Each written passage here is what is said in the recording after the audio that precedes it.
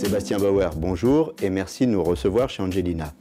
Quand vous êtes arrivé ici, une de vos premières missions fut de réorganiser et d'optimiser la production. Donc effectivement, une des premières missions chez Angelina, c'était de rationaliser la production en faisant évoluer le rendement grâce à l'aide de la mono, donc dégager mes équipes des tâches répétitives pour qu'ils puissent se concentrer sur des choses, on va dire, plus intéressantes en termes de fabrication de desserts. Également, rester vraiment dans une régularité, une rationalisation du pochage en l'occurrence.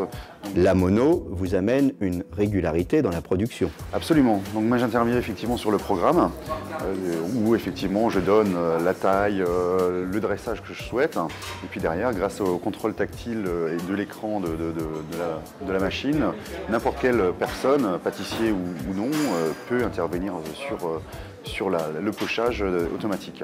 Donc régularité, qualité, mais aussi rendement. Absolument, le rendement est très intéressant parce que ça permet vraiment d'avoir une vraie fabrication de série. Bon, le rendement est relatif également au four. Parce que bon, la mono, des fois, travaille tellement vite que derrière, il faut cuire, il faut pouvoir stocker.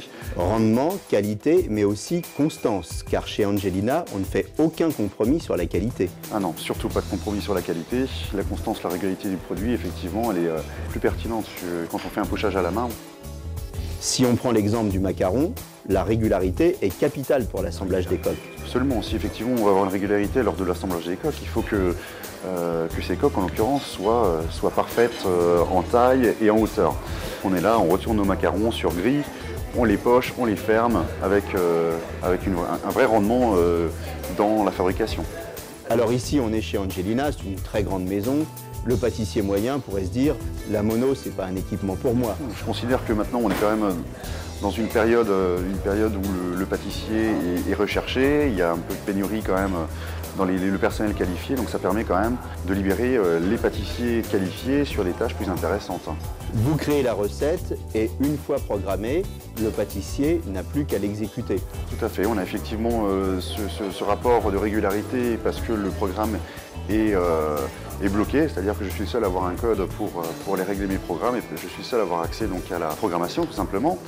Et donc tout au long de l'année, les produits sont réguliers puisque les pâtissiers, eux, partent sur le tableau, ont un schéma, ont une forme sur laquelle ils interviennent et avec des références de barres, avec des douilles de couleurs.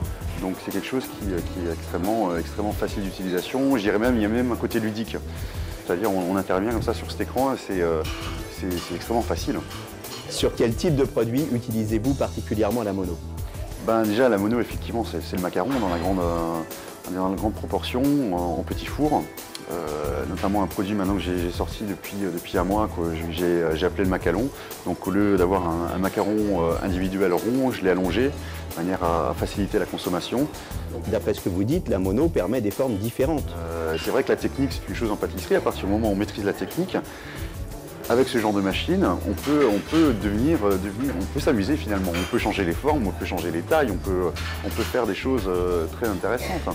Je me sers de la machine pour fabriquer les macarons, je fais de la pâte à choux également, donc des éclairs, des religieuses, des petits fours, avec des petites religieuses, des carolines. Je l'utilise pour des plaques de génoise, pour des plaques de joconde. Et également pour les meringues de Mont Blanc, c'est-à-dire les bases du gâteau emblématique. Voilà, c'est le gâteau emblématique d'Angelina. En termes de fabrication, on est environ entre, je dirais, 400 et 900 pièces jour. Donc sans la mono, ce serait quand même difficile. On a parlé de l'aspect ludique tout à l'heure, on n'a pas parlé de l'écran tactile. C'est simplissime, c'est simplissime. Vous avez un icône, on va parler par exemple d'un éclair, vous appuyez sur la forme d'éclair. Vous pouvez avoir l'éclair en type petit four Caroline, l'éclair qui fait 15 cm, l'éclair qui fait 10 cm. Et tout simplement dans la dénomination que vous avez programmée, vous appuyez encore une fois sur cette ligne-là et vous rentrez dans le programme. À partir de là, on vous donne la référence de la règle, extrêmement simple, la couleur de la douille qui correspond à ce que vous voulez pocher. Vous mettez ça en place.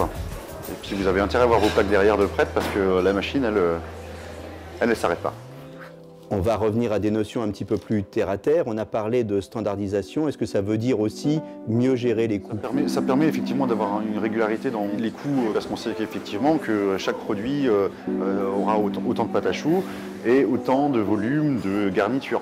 Qui dit régularité dans le pochage, dit régularité effectivement dans le garnissage et dans la gestion des coûts. Rationalisation, régularité, rendement, créativité. La mono libère vos équipes des tâches répétitives et donne libre cours à votre créativité. La mono, l'équipement des pros au service des gourmands.